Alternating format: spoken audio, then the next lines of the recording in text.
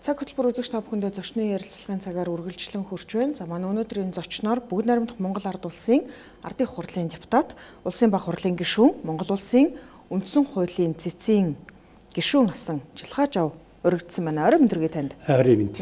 За жил бүрийн 1-р сарын 13-нд үндсэн хуулийн өдрийг тэмдэглэн өнгөрүүлдэгэ энэ өдөр бас удахгүй болох гэж байна, тийм.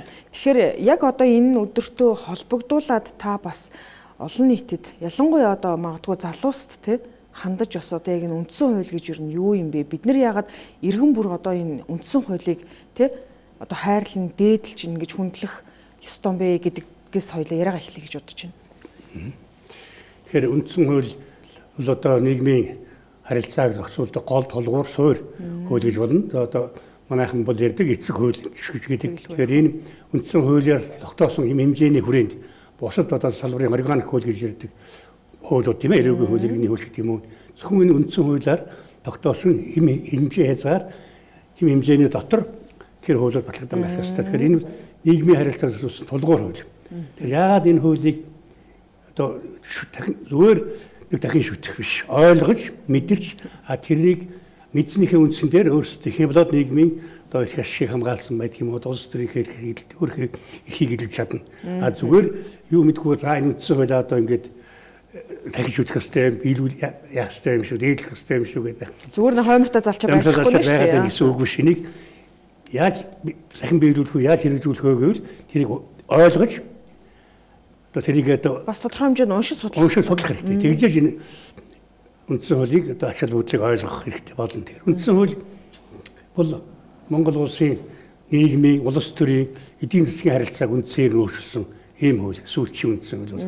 Яагаад ингэхээр өмнөх 3 үндсэн хууль бол одоо улс төрчсөн гэх юм уу? Тийм ээ? Социализм, коммунизмыг байгуулах, тэрний материал техникийн базыг байгуулах гээд одоо ийм яасан, хүний эрхийг хязгаарласан ийм хуулиуд байсан. Өөрөөр хэлбэл холбоотой үзэл бодлоо илэрхийлэх гэх юм уу? Ийм олон эрхүүдийг хязгаарласан ийм үндсэн хуулиуд байсан. Энэ 92 оны үндсэн хууль бол энэ хязгаарлалтуудыг бүгдийг байхгүй болгож бүх иргэддээ чөлөөтэй одоо ажиллаж амьдрах, сурч боловсрох тийм эрхийг олгосон ийм үндсэн хууль юм. Тэгэхээр энэ үндсэн хуулийг бол хүн бүхэн сайн ойлгох хэрэгтэй. Тэгжиж өөрийнхөө эрхийг энэ үндсэн хуулиар энэ иргэдэд олгогдсон тэр эрхийг эдлэх, бүрэн эдэлж одоо өөрийгөө өгзүүлэх тийм учиртай. Тэгэхээр ойлгохгүйгээр бол тэр эрхийг эдлэж чадахгүй шүү дээ. 17-8 их байгаа тийм үндсэн хуулийн. Одоо залууст ер нь бол ингээд үндсэн хуулийг илүү их одоо түгээн дэлгэрүүлэх, таниулахад одоо яг ямар ажлууд хийх шаардлагатай байна гэж таны хувьд одоо харж байна. Тэгэхээр үндсэн хуулийг бол одоо энэ боловсролын системээр дамжуулж сайн заах хэрэгтэй байна. Энэ бол бас яг тийм хэмжээнд байна уугүй би бол мэдэхгүй зүгээр хэвлэл мэдээлэл сонсоход бас яг тэгж хэмжээнд хүрээгүй байх шүү. Ялангуяа одоо хөөхд байхаас нь эхлэж гэдэг юм уу тийм ээ. Тэгээд амьдрал дээр гарах их сургуульд сурч байх гэдэг юм. Тэгээд тэрвээс ингээд аж ахуй дээр амьдрал дээр одоо байгууллагууд дээр үндсэн хуулийн тэр заалт тэр өөрийнх нь дор хаяжтай өөрийнх нь салбар байдаг юм уу юуны хэмжээнд дээр холбогдсон тэр заалтуудыг бол одоо тэгээд одоо тэрийг тайлбарж ойлгуулах байдаг юм уу тийм ээ. Чул эрүүл мэндийн өндөр шиг тийм боловсрол дээр ингээд зөвхөн тэр эсгийнч байдаг юм. Ер нь ингээд үндсэн хуулийг бол сурталчлах хэрэгтэй, ойлгуулах хэрэгтэй. Өнөөдөр үндсэн хуулийн ойлголт бол одоо хангалтгүй байна гэж би өөрөө зөв үндсэн хууль баталж байсан. Хувьд одоо бас боддгийг ойлгоогүй байна. Ойлгоогүй болоод одоо хэрэгжилтэн ч бас хаана тийм сайн биш байна. Тэгэхээр ялангуяа залуучууд бол одоо энэ үндсэн хуулийн ач холбогдлыг үндсэн хуулиар тэдэнд олгогдсон энэ эрх чөлөө энэ боломжийн одоо сайн ойлгохгүй, мэдэхгүй байна. Одоо ингээд үндсэн хуулийн өдөр болох гэж та бас залууст бас нэг зүйлийг уриалах хэрэгтэй байх гэж бодож байна. Тэгэхээр залуучуудаа хамт хэлэхэд бол түүхээс одоо судалж үзээсэй. Монгол улсынхаа түүхийг одоо шинэхэн үеийн түүх. За тэгээд тэр дундуудаа тэр социализмын үеийн түүх. Тэгээд тэрнээс өмнөх тэр эцэг өвгдийн их Монгол улс тэрний хоолой дараагийн тэр улсуудын түүхийг үнэн бодтоор нь мэдээсэй гэж. Одоо нэг түүх хүртэл мартчихад байна шүү дээ. Үгүй ардчилсан хувьсгал болсон юм уу?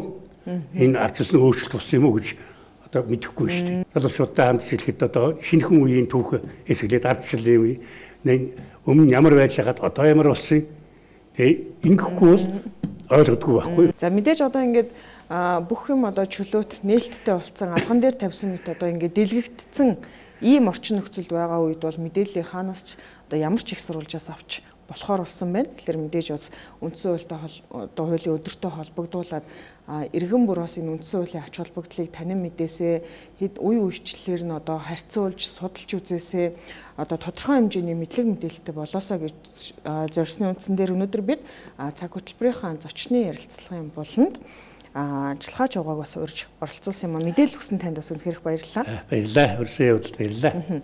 Баярлалаа. За өнөөдрийн манай хөтөлбөрийн зочны ярилцлагын цагт Бүгд найрамдах Монгол Орд улсын ардын хурлын депутат, улсын баг хурлын гишүүн, Монгол улсын үндсэн хуулийн цэцгийн гишүүн асан Жилхаа Чавгаа урьдаа оролцлоо. Ингээд анхаарал хандуулсанд баярлалаа. Хөтөлбөр үргэлжлэн танд хүрэх болно.